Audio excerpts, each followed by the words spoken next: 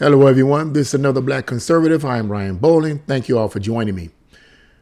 Disclaimer, before I even begin reading this article, this is not an attack against those who choose this alternative lifestyle of being gay.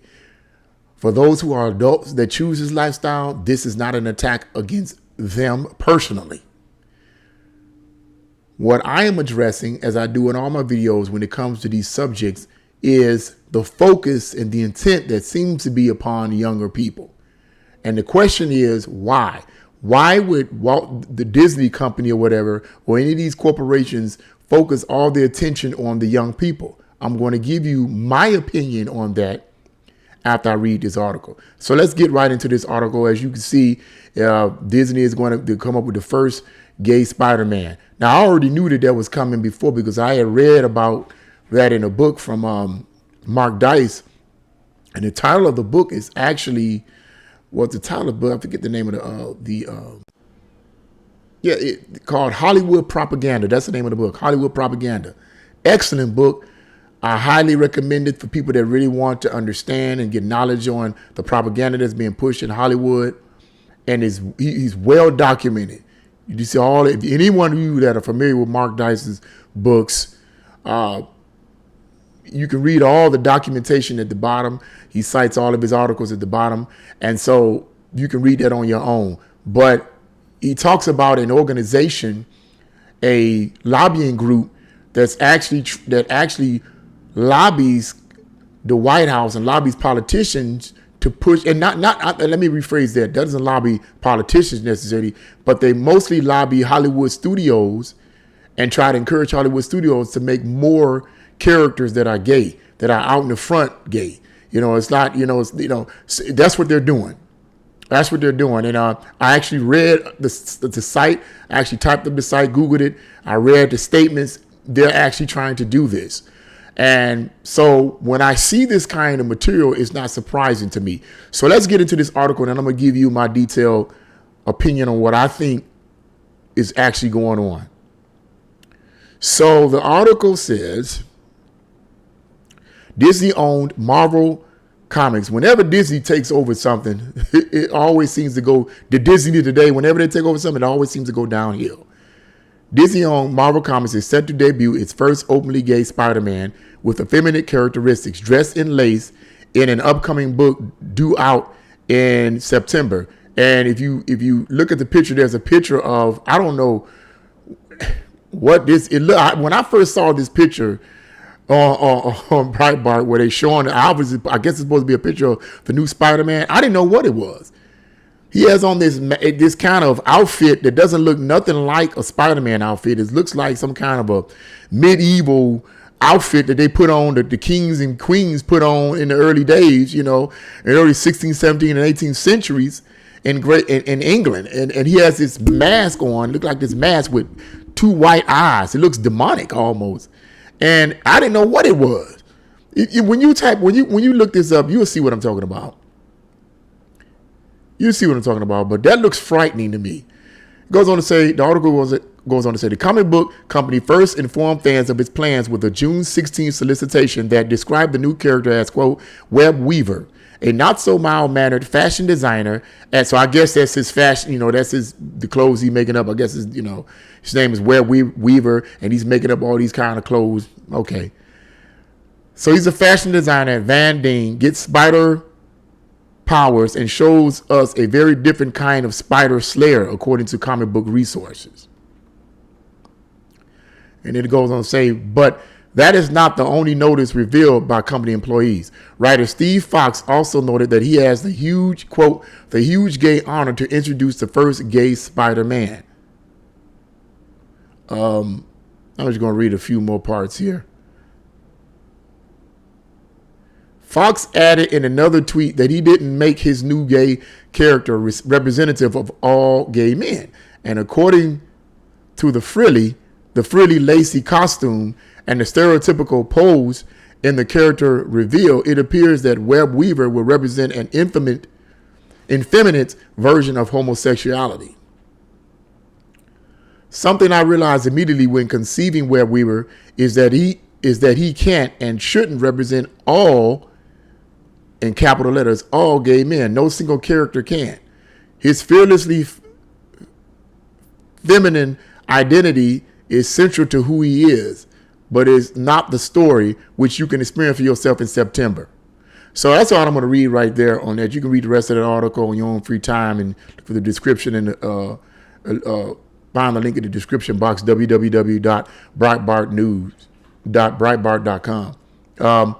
But I wanted to address the idea of this. Once again, I talk about these kind of videos because of what I see is an apparent attempt to normalize this kind of lifestyle among youth. Why are you presenting this among youth? If there isn't some kind of agenda, which I solemnly believe there is, then why are you promoting this among the youth? Now, in all fairness, there are a quite significant number of adults that read comic books, and I'm pretty aware of that. But I'm pretty sure that there aren't as many adults reading comic books as there are children and teenagers. I'm pretty sure of that. So why would you introduce this kind of character in your comic books? Why would you introduce this kind of stuff in your comic books? Now, let me ask this question to those that are familiar with the comic book world. I'm not really familiar with the comic book world. I really wasn't into comic books when I was a teenager. I had a friend of mine that back when I was a teenager, like 16, 17 years old, that gave me a bunch of comic books. Like, it was like, it was this stack this high. I was like, I don't know, maybe 100 of these comic books. They got soiled and messed up. But there was different kinds of comic books. There was the Thing, the Swamp Thing, Superman, Archibald. There was a lot of different comic books, different various ones. And every now and then I would read them, but I really couldn't get into them. It really wasn't my thing. My thing back during the 80s, during my teen years, was horror movies. I would buy Fangoria horror magazines. I would buy those magazines. I would watch horror movies whenever I got the chance. And back then, they didn't have the DVDs. They had VCRs, but we didn't have a VCR, and there was no internet, as you know, back in the 80s. So the only time I could see these horror movies was I had to go to the movies to see the horror movies. And I would beg my mom to get a VCR so that I could rent these horror movies, but she never could afford to, whatever. It's another story, and I digress. The point was that I wasn't really into comic books in my teen years. So I'm not familiar with whether or not there was this attempt to introduce gay characters in the comic book universe, whether it was Marvel or whether it was DCA or whatever. I'm not familiar with that. I'm going to make the slight assumption that there wasn't. And that if there was, it was real low key. So if that's true, correct me in the comment box below. Let's assume that there was not an attempt. I'm going to make this assumption that there was. I'm making an assumption. Correct me in the comment box if I'm wrong. I'm going to make an assumption. Back in the early history of the comic books, the 50s and the 60s and so forth, and all the different ones, whether it be Marvel or DC, there wasn't much, I believe, an attempt to push this kind of sexuality in the comic book characters. It may have been hints of it, but it wasn't really pushed. It wasn't like they was creating characters, from what I understand, that were that way. Now, that being the case, why are they doing it now?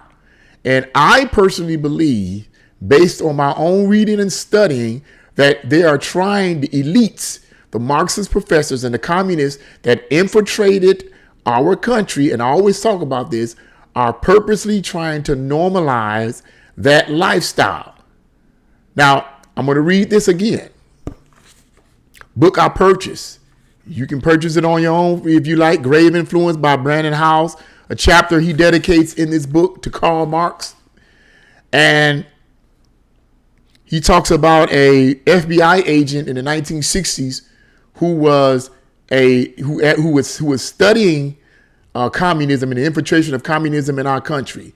And he discovered like 45 different communist goals that were being pushed, that were basically enacted in the 1960s and was being pushed in this country. And I think I read some of these goals in the previous video, but I want to read goal number 26 again. I want to read goal number 26. It says, present homosexuality, degeneracy, and promiscuity as, quote, normal, natural, and healthy. Once again, read it again. Present homosexuality, degeneracy, and promiscuity as, quote, normal, natural, and healthy. Now, this was back in the 1960s when this FBI agent discovered these 45 different communist goals, and that goal number 26, is the presentation of homosexuality as being normal. This is way back in the 1960s. And you think about it. Look at where we are now in 2022. Don't you think that goal is being pushed? In my opinion, I think it is. I think they're trying to normalize this among young people. They're not trying to normalize it among adults, because adults are adults. And adults are not that impressionable. But young people, they have fresh minds. Their minds are young, and a lot of these young people, they don't spend a lot of time with their parents. They don't spend a lot of time with their parents. And unfortunately, a significant number of parents don't really spend time actually teaching their children morals and values and so forth. We've been separated from that world.